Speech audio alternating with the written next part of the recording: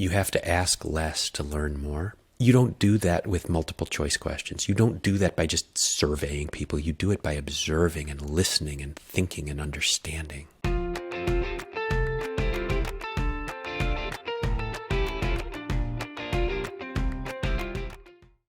Hi everyone, it's Kara Goldin from The Kara Goldin Show, and I'm so excited to have my next guest here. We have Rob Markey, who is a partner at Bain and Company, and while I'm sure we will chat about Bain and Company, what I was most interested in was talking to him about kind of his baby that he is part of and incubated inside of Bain, which is Net Promoter Systems. So we'll get into that and talk much more about that. But he is just this incredible leader who has really focused in on customer strategy, which I know that all of us as leaders or wannabe leaders, it's really focusing in on the customer and understanding what the customer is thinking about things. I mean, this is what Rob has just really been, I mean, that's what Rob loves to do. So I think that was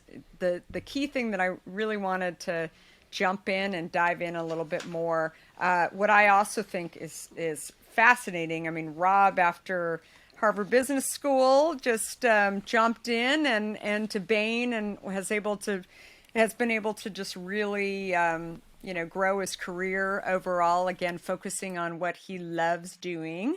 And he leads it's called the NPS Loyalty Forum, which is a group of approximately 35 senior executives from so many companies that are focused on loyalty as well, including American Express and JetBlue and Lego and all those tiny little brands that maybe you might have heard of. So very, very excited to talk more about that. And he's also the co-author of a book called The Ultimate Question 2.0, How Net Promoter Companies Thrive in a Customer-Driven World. So we'll hear more about that. And of course, I'm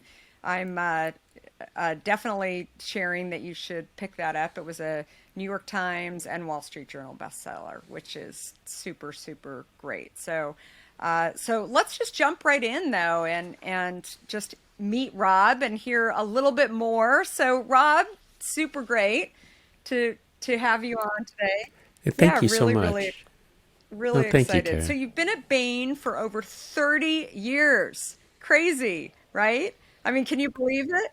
Yeah, I Yeah. forgot to leave. Did you Yeah. know? I mean, did you think that you would be there that long? No, no way, no way, no way. I came to Bain right out of business school, and like probably, 99% of the people who go to consulting firms or iBanks or whatever, I was pretty convinced that I would be at Bain for, I don't know, 18, 24 months.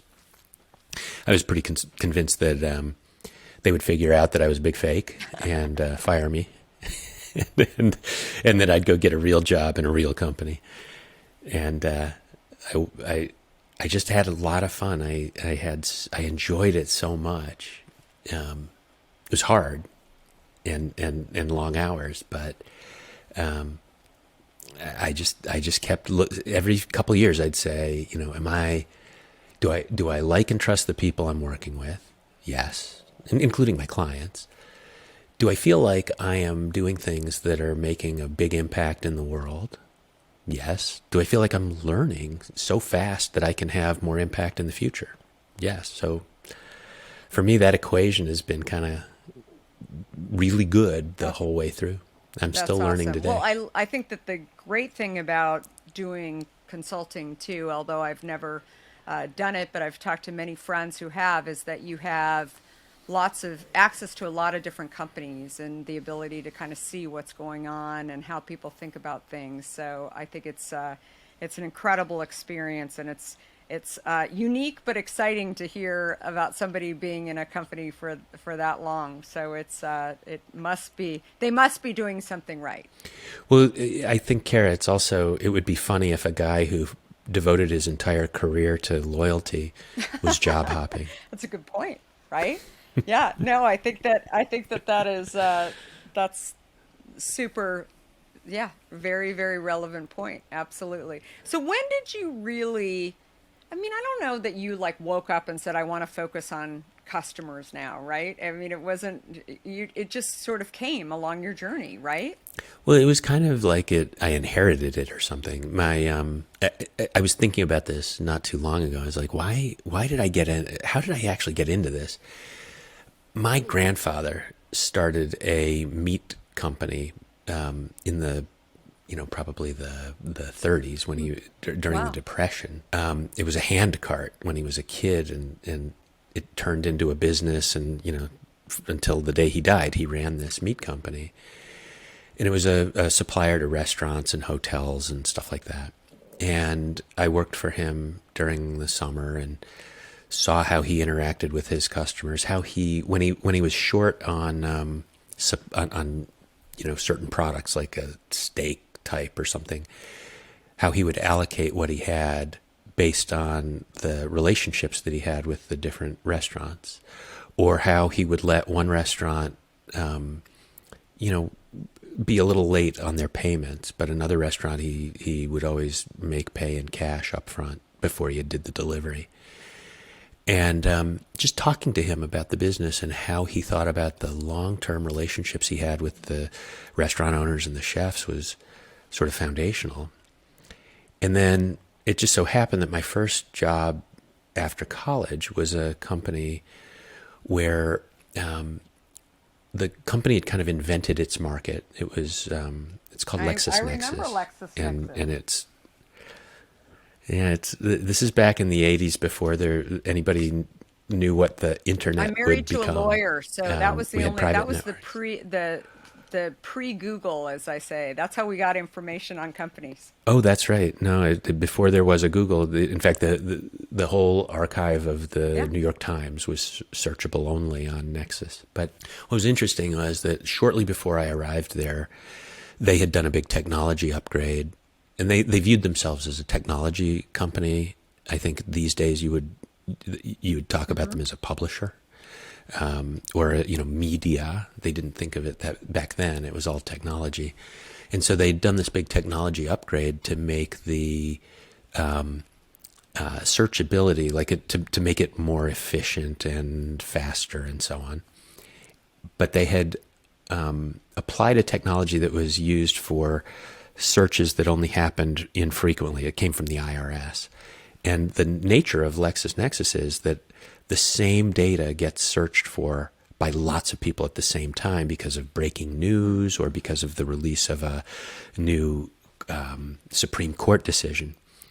And just technology-wise, all of the data was going over the same wires at the same time, melted, physically melted part of the circuit boards, and put them out of service for a while, giving their competitor its first real opening into the market.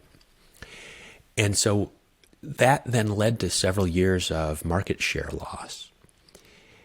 And what the real story underneath this is that we were owned by a paper company that was growing at 3% a year with the economy. We were growing at 15 or 20% a year. And even though we were losing market share hand over fist, the senior leaders of our division were, making big bonuses and getting rewarded because they were growing. Like there was no, I was like, how is this possible? You're actually giving up. You've taken a bunch of highly loyal customers, made them disloyal. It kind of ruined your market, and you're getting Hmm. big bonuses. And so it just kind of opened me up that when I was in business school and I read this article by a guy named Fred Reichheld about the importance of customer retention and its financial impact, I was like, yes, yeah, that's what I saw. And so I decided I wanted to go work with him. And I got lucky enough to get to work with Fred from day one at Bain, and never looked back. I just have loved every That's minute of that. amazing. And what do you see is, I mean, how do you think companies, obviously, I think, why don't you explain Net Promoter Score to people for those of you who, for those listening that have not been all that familiar with it? So Net Promoter Score, or NPS, is something that we developed as a way of gauging customer loyalty. And it's just it's like the simplest possible way to get a gauge on whether a customer is likely to stay longer, buy more, and tell their friends, and maybe even be lower cost to serve. It actually is just this one question: how likely are you to recommend, say, Hint to a friend or a relative or a colleague? That gets scored on a 0 to 10 scale. The people who give 9s and 10s tend to be promoters, people who buy more, stay longer, tell their friends. People who give 0 to 6 tend to be what we call detractors. They usually aren't very happy. They are not super loyal. And then the people who are 7s and 8s are kind of interesting because they are perfectly satisfied. We call them passively satisfied. They're happy with the product, they're happy with the service, but they're not going to go out of their way to buy it if something else is available at lower cost, or they're not going to drive to 3 stores if the first store is out of it. And they're certainly not going to put their own personal reputation at risk. And so the Net Promoter Score is the percent of respondents who give you a 9 or 10 minus the percent who give you a 0 to 6. And that score tends to be a good indicator of the loyalty of a customer base. So interesting. And so who is like the competitor that's out there to a Net Promoter? I mean, I can't really, I don't know that anyone's really doing it in the same way. I think you guys just really own it. Yeah, that's so interesting to hear you say that, because I kind of lived through this early versions of Net Promoter, like the pre Net Promoter things we were doing. We would ask customers a whole battery of questions, and we would create a regression model, and we would figure out which questions were, contributed what to the likelihood that a customer would buy more, stay longer, tell their friends, the lifetime value prediction. And we could get more and more precise the more questions we asked. And so back at the beginning, when we first introduced it, the idea was based on this observation that Andy Taylor, the guy from the founding family of Enterprise Rent-A-Car, had, which was the more complex you make these metrics for frontline employees and the rest of the organization, the less likely the organization is to act on that customer feedback. And so his perspective was, why don't you just go for radical simplicity, make it really easy? It's going to be a little less precise, but it's going to be a lot more impactful. And so building on their experience, we decided to look for this, what's the one question that you could ask that would get close enough to the high predictive power, but really be inspirational to an organization. And so what NPS replaced back then was 2 things. It replaced these complicated loyalty batteries or indexes, and it also replaced the sort of very simple customer satisfaction, or CSAT. And the reason it was more impactful than CSAT, or customer satisfaction, was because ours was built not on the just like, are people satisfied or not? It was built on the idea of some customers become more valuable. They have a higher lifetime value. And if we could figure out how to identify those, then that would be good. And that's why we chose to do it that way. So we were identifying the top end of our scale, the 9s and 10s, tend to behave very differently than, say, 5 out of 5 on customer satisfaction.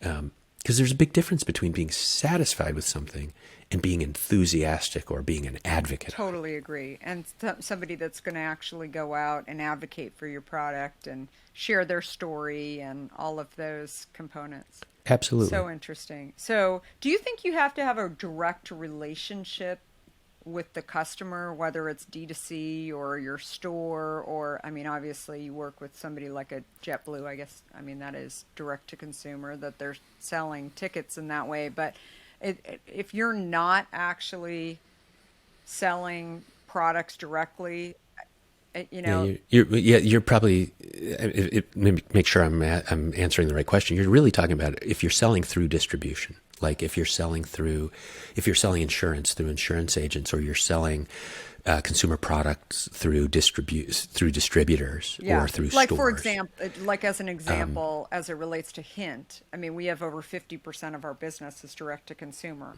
But my question is, when somebody's calling our, customer service line, and it doesn't happen often, or emailing, it doesn't happen often with an issue. Our biggest complaints come when we're actually selling through the experience that the consumer's having is through a store, that we actually Right. the product is too high up on the shelf, or and it typically isn't Yeah, actually yeah. about the water that's in the bottle. Or they don't have the Right. flavor in stock that I And what I want. learned Yeah. in launching my Yeah. own company was that that it's interesting. Like the consumer will write to us about a retailer not having the flavor of our product, or they'll write to us about maybe the price is different than another store down the street, and they think we're actually controlling that. And I've always thought that that was fascinating. Like why is that? But getting back to the whole NPS score, they may associate that with they'll associate it with the brand. They won't actually associate it with, the distribution point. Well, actually, Kara, they may or may not. I mean, it's actually possible that they do associate it with the store, but you gave them an opportunity Yeah, to give yeah, you yeah, feedback, and so yeah. they're going to complain to you. And the truth is, you do have some influence over that, even if you don't control it. And whether you like it or not, customers interpret things the way they're going to Right. interpret them. Their experience is through their lens, and no matter, it's not fair that they hold Hint accountable for dirty shelves or for stock that is dusty because the store clerks aren't keeping it clean. That's not your fault. It's not fair that it reflect on your brand, but that's how customers behave. And so the question becomes, well, okay, what can I do to influence that because it impacts my brand? Should I not sell to that retailer if they're consistently the source of and consumer complaints? Should I do something to earn more of a right to influence that retailer, and try and find a way to make it easier for them to present my product in a way that is more favorable for the consumer? In a lot of the work that we do with products that are intermediated or sold through distribution or stores, we spend a lot of energy thinking about the relationship between the brand and the channel and the consumer, or the consumer and the channel, and the consumer and the brand, this sort of triangle. And it just turns out that in most of those businesses, if the channel partner, the distributor, say the store, likes your brand and finds you easy to work with and finds that you help their business, you get more shelf space, you get better presentation, you get more attention. They put all good things, and your share of your category tends to go up. Similarly, if the end consumers have good experience with the store or the distributor, that usually reflects pretty well on your brand. And then finally, if the consumers really like your brand, then that usually is a good thing for your relationship with the distributor. So it's a this complex web of relationships and interactions that you need to measure and manage as relationships, not statistics. Yeah, unfortunately, in certain cases where shelf space is bought in every single category, it's not always about the customer, loving what you do. But instead, what I think what happens is that they'll go to a different store, right? Or they'll go Right. find what they're looking for. But I think it's such an interesting piece. It's interesting to think about some business models where the brand chooses not to go through certain stores, even though that gives up significant market share, simply because of that type of situation. And I'll give you two examples. One from a long time ago, because I did a lot of work around this. It used to be, I don't know if it's still true, but that brands like Levi's and Nike were very careful about which retailers they would sell through because they did not want to be discounted. And they didn't want to be, it used to be that some of your younger listeners aren't going to Remember this? recognize this as well, but there used to be these things called circulars that came out on Thursdays and Sundays in the newspaper, and people would cut out all the coupons and they would look at for the big sales for the weekend. And Levi's or Nike or whomever didn't want to be the lead, discounted brand because they were trying to maintain their premium. So they would refuse to sell through certain retailers if they ended up in those situations. Another example is Vanguard, the mutual fund company. They refuse to pay for distribution, full stop. Now, what that means is that the, say, financial advisors out in the marketplace do not have a sales incentive to place Vanguard mutual funds in the portfolios of the investors. And that's a huge disadvantage because every other mutual fund company, by and large, offers a fee for the initial sale. And Vanguard's like, no, we are not doing that, period.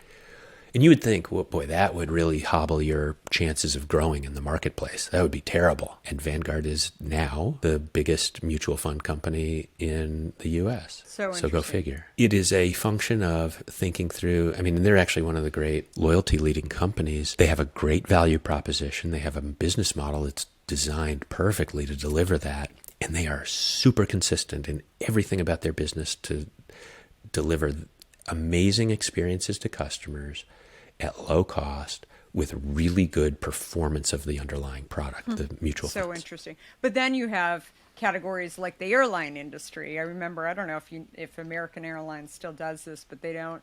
I know at one point they weren't participating with certain search engines, and I think most of them now are part of a search engine because it's what customers do. So I think it's like it really, I think it's really looking at your industry and category and testing it and figuring out what is the answer. Well, I think maybe a better example would be Southwest, who for the longest time, and I don't know if this is true still, but I don't know all the details of how airline tickets are sold, but there are certain platforms, technology platforms, distribution platforms in the travel industry that Southwest refused to be a part of, simply because it wasn't consistent with their business model. And here is another example, very much like Vanguard, of a company that grew very big, very effectively, and very profitably. I love Southwest. By bucking the industry trends and not bowing to the power of the distribution channels, which is real.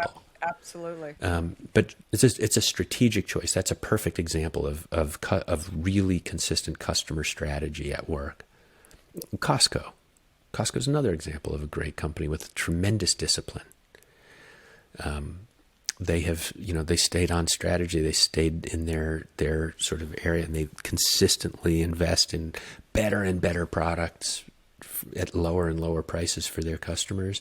And they pay their associates top dollar for those kinds of positions. They give them health insurance.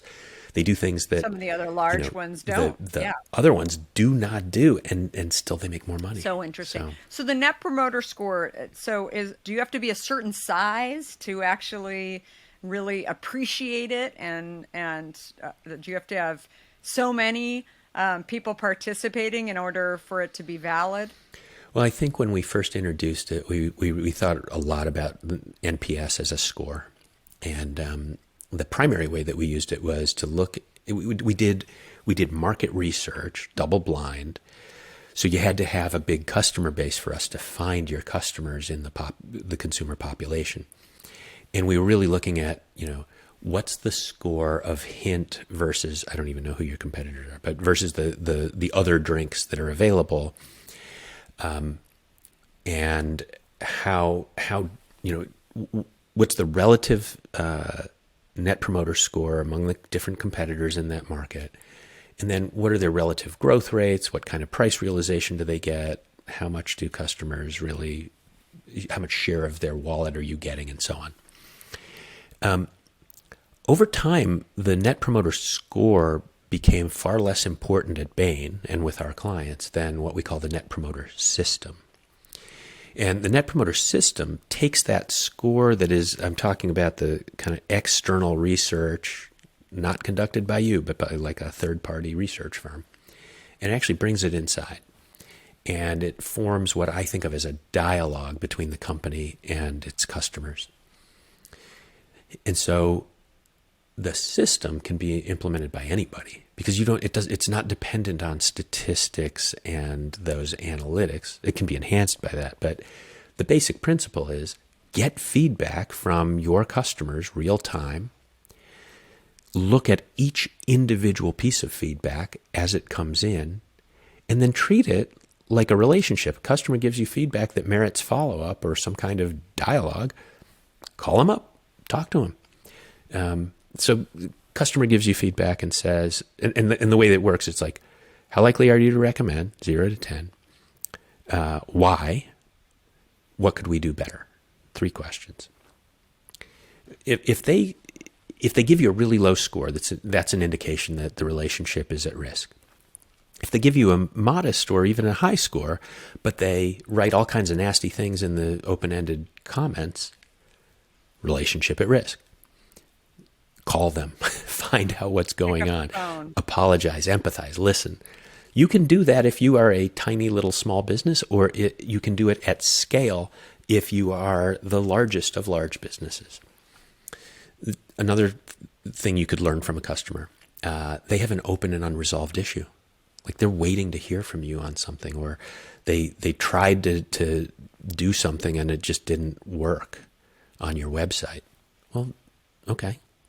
That's another reason to call them up and say, hey, let me help you figure that out. And then the final reason to call somebody up and talk to them is they basically write you a book. They might give you a 10, but they have all these, and I'm thinking about like if it was hint, I might have all these things like, hey, I really think that your bottles they're too thick. The plastic's too thick, and I think the environment would be better if you made thinner walled bottles, and I actually have an idea about that. And there's this kumquat flavor that I've always wanted to have, and can't you do kumquat or whatever? For all I know, Carrie, you have kumquat. No kumquat. But there you see, go. There's an idea from a customer. But you want to talk to those people because what they're telling you when they write you that book is, I love your brand. I want you to do better. I want to be heard because I personally identify with you. And so it would almost be irresponsible not to follow up and let them talk to you more and hear what they have to say. It's interesting because something that you're talking about, I mean, Steve Jobs used to say,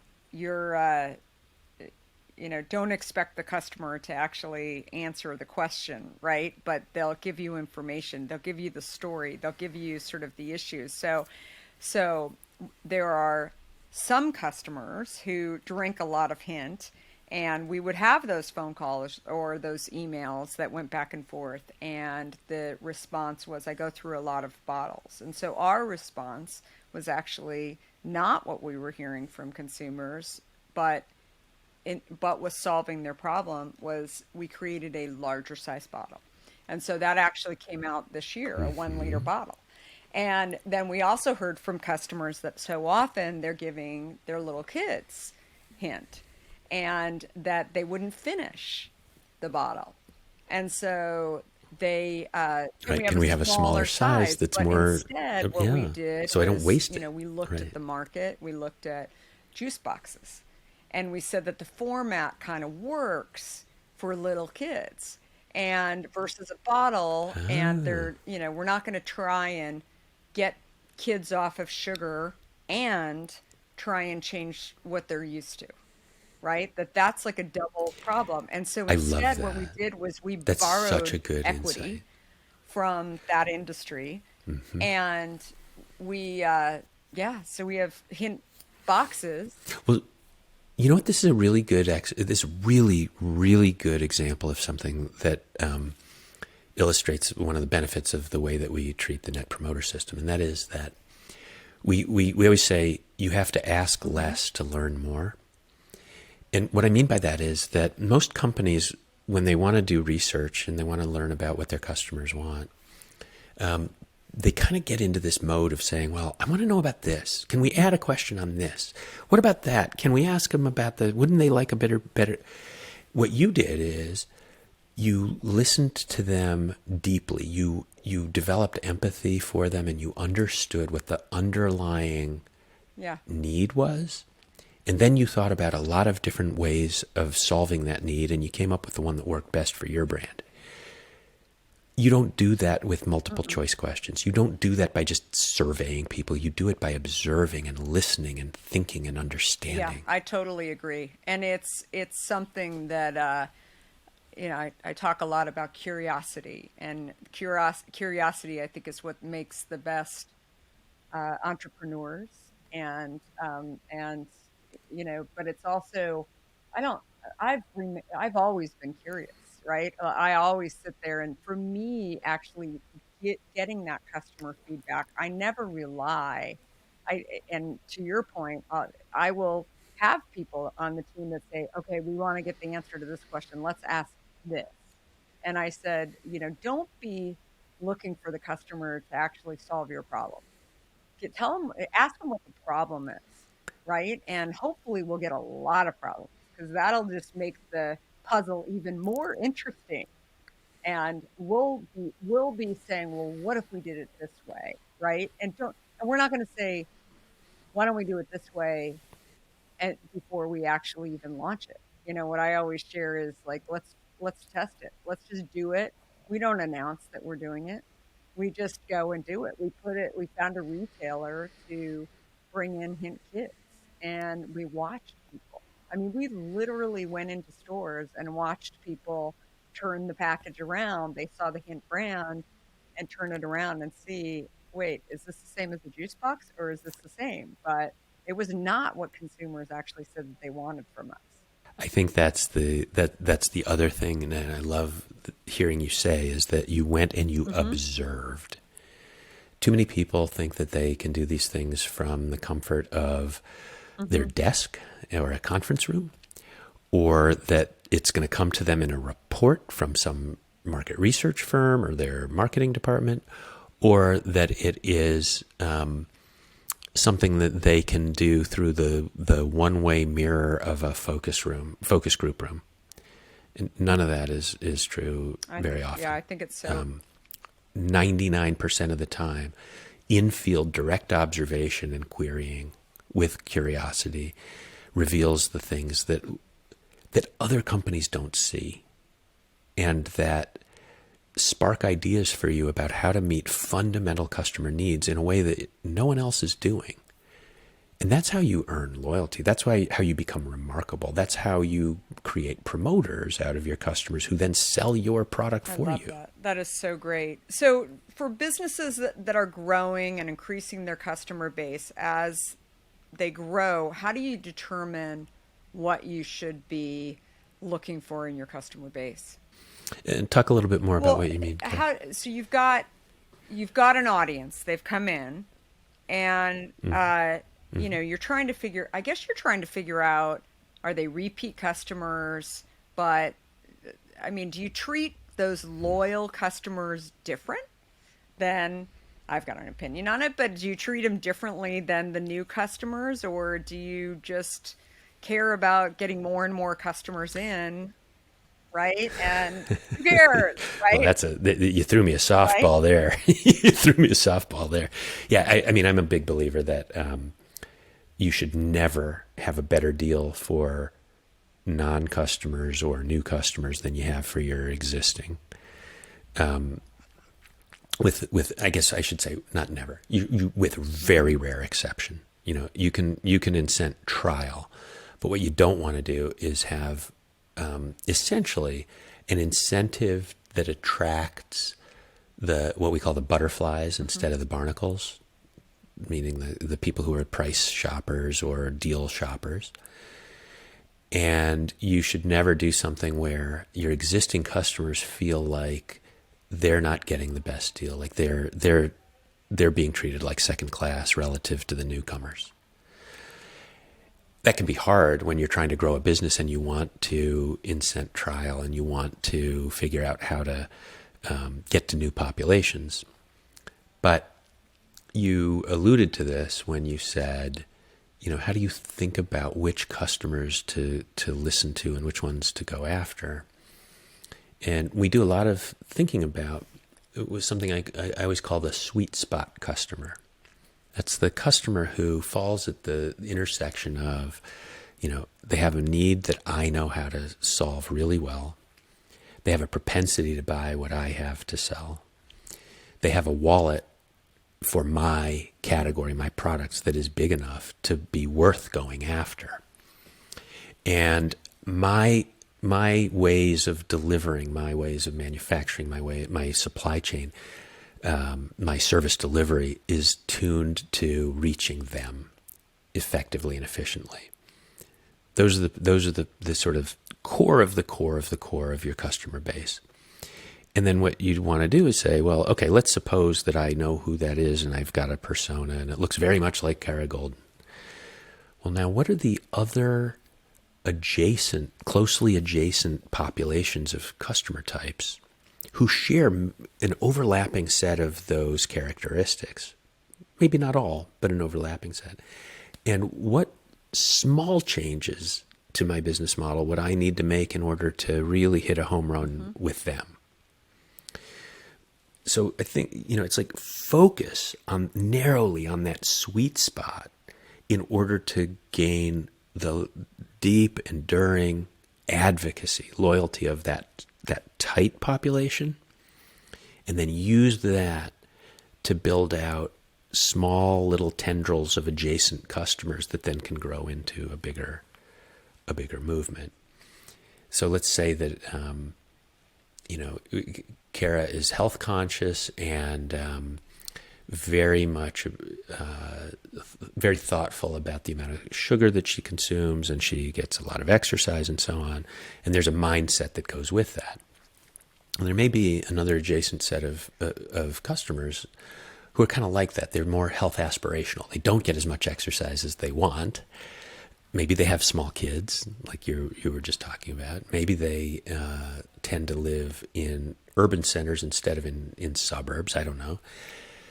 Well, they share some of the characteristics with that persona, that Kara Goldin persona, and then they have other ones. And so, for example, your idea of doing the juice box style delivery of Hint, that may be a great way to tap into that adjacent population, because now you're satisfying the needs of their kids while you're also satisfying their needs. Totally.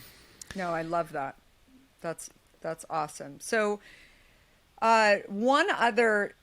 two things. First of all, where do people find out more about Net Promoter? Because I'd love to, for those of you who have not seen it, I mean, do you have to be a client of Bain to actually be in Net Promoter, or tell me a little bit more? No, so there's a whole variety of resources available at netpromotersystem.com. That's probably the easiest place to find everything. If you can't remember that, you can go to robmarkey.com. That's easier, and there are links to everything there. But netpromotersystem.com or Bain.com will give you just a treasure trove of resources on the fundamentals of the Net Promoter Score, the Net Promoter System, customer loyalty economics, customer experience design, all that kind of all the kind of stuff that you have to do in order to earn the enduring loyalty of your customers. And if you're really serious and you want to join like the NPS Loyalty Forum, or you want to become a part of you'll find resources there, but there's a variety of ways to get much deeper if you're really interested. And then also, I think that the other thing that is just incredible, your story of, when you're working in a large organization and you find something that you're really passionate about, creating a role that you love doing. I think more and more I hear it happening, and I think it's definitely possible. And so if you're sitting inside your company and maybe you're bored, and go figure out how to go learn, right? And go take on something that is new and write out that business plan. Well, and if you want to hear the stories of other Yeah. people who have done that, the Net Promoter System podcast, the podcast that you're a Yeah. guest on, Kara, is actually a great place to hear about people who are like-minded, who really want to get into doing great things for customers, and many of them coming from different disciplines, sales or operations or even finance, and kind of finding their way into this world of customer loyalty in big companies and making a place for themselves and making themselves valuable to the I shareholders in the love it. firm. I absolutely love it. So you mentioned robmarkey.com. You can go, where else can people find you? I hang out on occasionally on Twitter. It's RG Markey, and I guess you can find me on LinkedIn if you want to find a way to Love it. connect And I somehow. loved your article too on are you undervaluing your customers in Harvard Business Review. So from I think it was last year or Yes, about a year ago. It was January, it's a February, great article. Harvard Business Review, and it actually is it's my latest passion. It's the thing that I'm spending a lot more time on now than Net Promoter actually is finding ways to measure and manage a company through the lens of the value of its customer base, as opposed to just the P&L or the functional budget or the product. I love it. It's a great article for those of you who are interested more in hearing from Rob. And that is a wrap with Rob. We loved it. Loved just hearing so much about it. And Net Promoter is just this awesome, incredible thing, but also just a very entrepreneurial venture inside of a incredible company, Bain, and more than anything, I love the backstory, and I love that you're doing what you're doing and really focusing on customers every day. So thank you so much for joining us, and thanks everybody for coming on and joining us. And we're here every Monday and Wednesday with all kinds of amazing guests for you to learn from. So thanks everyone.